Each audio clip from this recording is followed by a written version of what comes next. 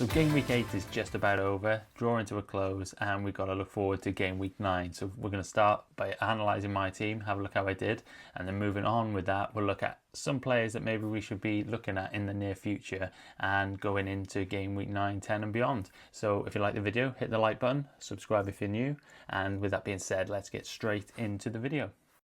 So like I said, let's start with my team, and I was quite happy with the bench boost which I had active in the end.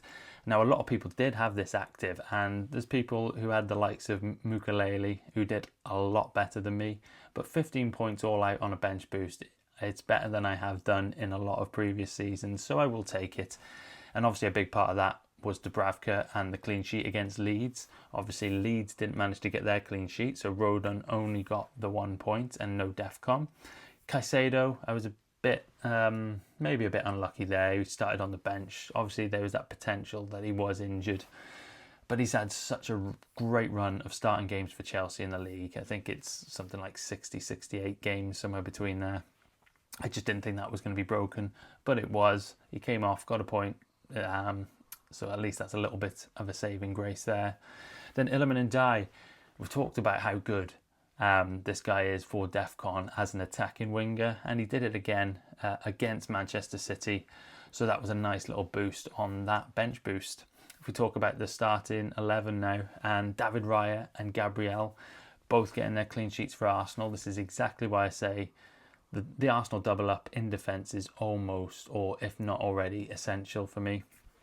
On top of that, again, Gabriel got the assist for Leandro Trossard's goal, so that was a nice little bonus there on top of the clean sheet. Then we look at Senesi, who actually only managed 2 points, but that was mainly because of the amount of goals they conceded. He did hit DEFCON and he absolutely shattered it actually. He ended up on 20 contributions in the end, so it's comfortable there.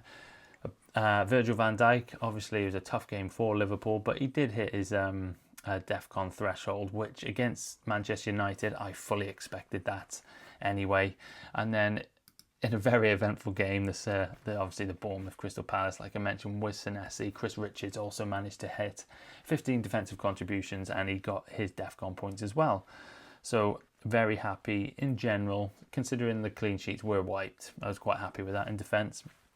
And once again, the Man City midfield really did let me down. It's that's the end of those 3 fixtures where I thought, no, I want 2 Man City midfielders to back up Haaland. It just didn't pay off at all. So I think now those fixtures are out the way, I think this week we're going to be looking at altering that midfield. Semenyo got an assist as well. Obviously he keeps chipping away. And for me, my value for money player of the season for me, ahead of Haaland, in my opinion. So no doubts with Semenyo getting a return, especially in a goal or in a game with so many goals in it.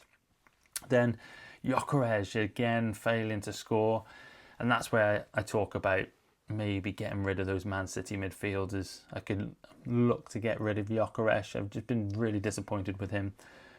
Bring in Saka for these easy fixtures, and then there are plenty of options in striker, as you will see, that I can replace Victor Gyokeres with. Erling Haaland, captain, no doubt there. 2 goals again. I don't think anybody's going any different than that. And then João Pedro, somebody I'm slightly getting worried for, but there is easy fixtures on the horizon. This Nottingham Forest one really was one of them. And it's just his goal threat just doesn't seem to be apparent. He's not getting in the positions. His XG isn't quite there. So he's another player that I will monitor going forward. Obviously still 1 more game to play. West Ham, Brentford, which will not affect me. The only thing it will do is affect that rank that I'm currently got at the moment. It's going to affect me negatively there, unfortunately. But anyway, let's move into some of the main talking points and some players that we should really be discussing. Okay, so where else to start than Jean-Philippe Mateta then, with 3 goals, which could have easily have been 4 in that Bournemouth game.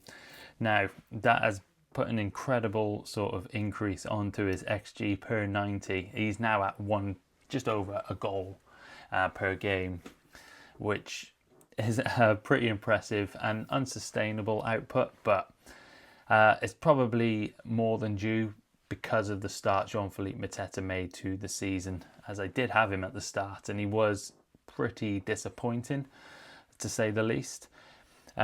He's suddenly now looking like that option that we all probably hoped if we had him at the start of the season. He has crept up now to 7.6, 5 goals as well, incredibly, in those 8 games. So it's a very respectable tally now. Obviously 3 goals in 1 game helps a lot, but it's the fact it could have nearly have been 4. And then on top of that, 4.6 average per game. This is a guy that we could really be bringing into our teams, especially when I talk about if you've got somebody like a Gyokeres and you want to go to like Saka, potentially, like I am really eyeing that transfer up. Jean-Philippe Mateta could be a number 1 pick in that regard. That my only caveat to that is the fact that they do play Arsenal next, Crystal Palace, and that is away. So that's not an ideal fixture to be bringing Jean-Philippe Mateta in for. It might still not stop me. It's the sort of thing I'd be tempted to bring him in now and you maybe put him on my bench, and then because I've got enough players that I really want to start come next week, especially with some other transfers that's going through my head. So I don't think he's essential to bring in this week, but going forward, you've then got Brentford at home, Brighton at home, Wolves away, which is nice, and Manchester United at home, and then Burnley away after that. So once you clear Arsenal, you've got 3 home games out of 4, and in particular, your away games then are Wolves and Burnley. So I think even if you don't do it this week, next week, I think we should all be considering this guy, especially as well. He's pretty much 90 minutes guaranteed most games as well. He's well ahead of Nketiah in the pecking order, and I don't ever really see that changing in the near future. Now, another area that I think I'm monitoring, and a lot of us should be monitoring, is that Chelsea defence going forward. Again, focusing on the fixtures, and it's Sunderland at home next, which is nice. Tottenham away, not ideal, but then you've got Wolves, Burnley, Arsenal, a tough fixture, of course, at home, but then Leeds away. So they have a real blend of fixtures coming up, but a lot of them really, really good for Chelsea. And then we've got to talk about sort of what defender do we want to go for. And going into this weekend, Chalobah was at the forefront of my mind. But then, especially after a performance of 18 points at the weekend, Reece James has suddenly forced his way into that conversation. I think at 5.4 and his injury record in the past, he probably gets a little bit overlooked. Obviously a fantastic option in years gone by, but the injury record over the last two seasons or so has just made him almost an option that we're never really going to consider, because we can't guarantee he's going to stay fit for those games. But he's got a record now of, I believe it's 4 Premier League games, 490 minutes in a row. Maybe that strength in his body is starting to come back. A bit more reliance, a bit more resilience to those injuries. And then you've got to look at his output as well. 1 goal and 3 assists already this season, and most of them have come in the last 4 games. So certainly if you want to take more of a risk, I feel like Chalobah may be the one that, if you have any doubts and don't want the stress and worry of Reece James picking up an injury, maybe Chalobah is the one you go for. And he's also 0.3 million less. But Reece James going forward, literally, his attacking threat, as you saw in the last game, is that there's no ceiling to it almost. And I'm almost had Chalobah set in my team, but now I really want to think twice, and I am really thinking of bringing in Reece James for the next week, targeting those fixtures and that attacking threat. I think he's a fantastic option going forward if you believe he can stay fit. So let's just quickly jump back onto the strikers then. And another option, if you're not thinking Jean-Philippe Mateta, you've also got Nick Foltemade at Newcastle, which we've been mentioned a bit on the channel, and you would have heard his name flying about quite a lot in recent weeks. He's managed to return yet again another goal for Newcastle at the weekend, albeit in a loss. Now 7.4 million, so he has shot up in price considerably since he arrived in the Premier League. And now he's actually at a 16.2% ownership, which is reasonably high. But an XG per 90 of 0.6 per game, and that seems pretty sustainable. And then 4 goals in what was it, 5 or 6 games he's played. I think that's, and 6.4 points per game as well. These are all fantastic numbers, and he just strikes me as one of those players that he doesn't need to be in the game. He doesn't get a lot of input in general build-up play, not a huge amount. But he's such a target man in the box. And I think we saw with that finish at the weekend, he's not just going to be reliant on his headers. He's got very good feet for a big man. It's almost like we used to say for Peter Crouch all those years. And it was a bit of a Peter Crouch-esque goal with a fancy little flick into the far corner. It was a really, really well taken goal. And he just shows that he has a bit more to his armoury than just a lump into the box and a header into the back of the net. So certainly he's moved into my top 3. If you're obviously taking Haaland as a given, Jean-Philippe Mateta, especially with those fixtures as well, and then Nick Voltemada, that would be my favourite front 3 going forward. João Pedro, I love the fixtures, but like I said, in my team, I'm just not, and I will talk about him more coming up next, actually. So let me hold that off. But Nick Voltemada is looking like a very, very solid Premier League option going forward. So as I held off the João Pedro talk, I knew I wanted to put him in this conversation next. I think it's important we talk about him. He's still 59.2% owned as I made this video. I'd imagine that's only just going to start to creep down, like I said, even with those fixtures coming up. I'm completely on the fence with this one. Like I say, that I've just mentioned that front 3 that I really like going forward. But if you're there like me, sat with João Pedro, it doesn't quite sit right with me if I was going to plan to take him out ahead of Sunderland, Wolves and Burnley in the next 4 games. The caveat to that is XG per 90 at 0.21. The chances just aren't really flowing for him. It's almost like he does play better in that number 10 role. He's more effective there. And it feels like they need that proper out-and-out striker up there. It feels like they're missing somebody like Liam Delap. And who knows, he could be back in the next month or so, they would hope. And I think it would really help them out, and it would release João Pedro a little bit more. But patience is wearing thin now, because it is another blank, especially in a game against Nottingham Forest where you would expect a player of his quality to return. No goals, no assists in that game. And I completely understand now if your head starts to turn.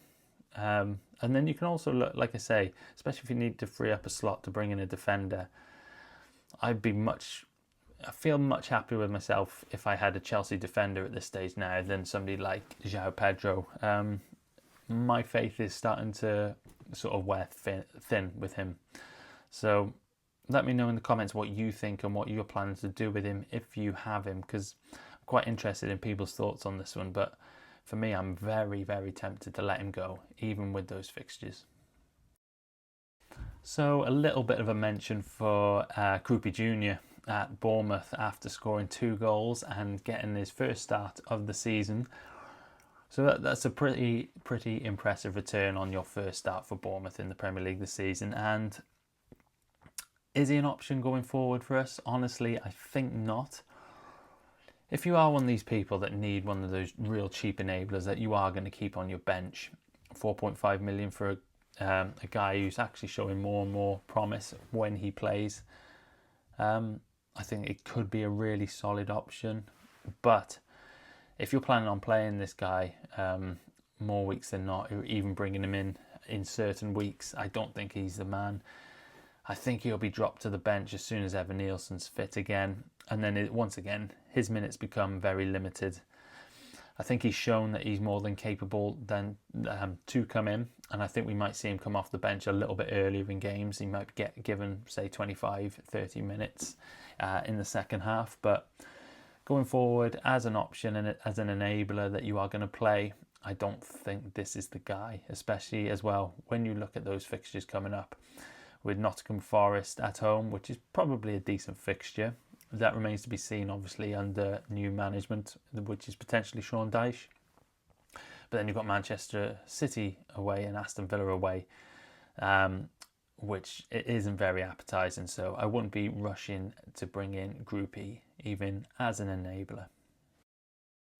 And then finally, I just wanted to focus in on the Saka Gyokeres debate, which was a lot more prominent probably last week.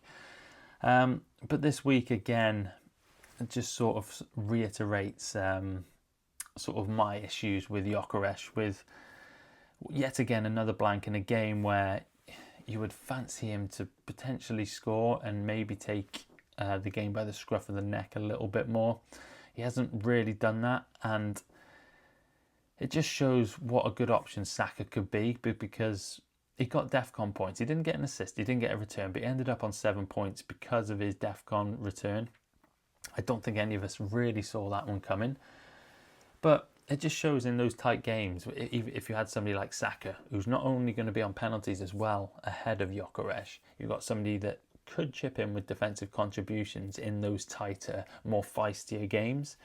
There's a lot more strings to Saka's bow, I think, than somebody like a Gyokeres. There's a lot more pointing, especially only for a £1 million saving, and with the lack of options in midfield, and then even the options I've showed you at striker in this video, it only points again towards picking Bukayo Saka, because you have those alternatives that you can pick in the forward line, like a Mateta, like a Voltemada, if you want to keep a João Pedro, all these to complement Erling Haaland. And then you look at the stats as well. You've got points per game. Saka is outscoring Gyokeres because of all these different avenues for points for him. Obviously the 1 point clean sheet bonus as well, which Arsenal seem to be getting every week. So you've got an extra point you can gain from Saka there. And then you look at it, and he's a good 10% less owned than Gyokeres. So maybe the time is now to jump on Saka instead. Start to capitalise on him as pretty much a minor differential, an expensive differential, but a differential none the least. So I really appreciate you sticking around to the end of the video. I hope that's helped out a little bit and give you a little bit more information and things to think about heading into game week 9. The next video will be the transfer tips video, so we can look at who we really want to focus in on bringing in the upcoming weeks and taking out. As somebody I'd like to mention at the end of the video there, playing tonight, Jarrod Bowen, he could easily be an option for us in that forward line as well, especially if he scores tonight.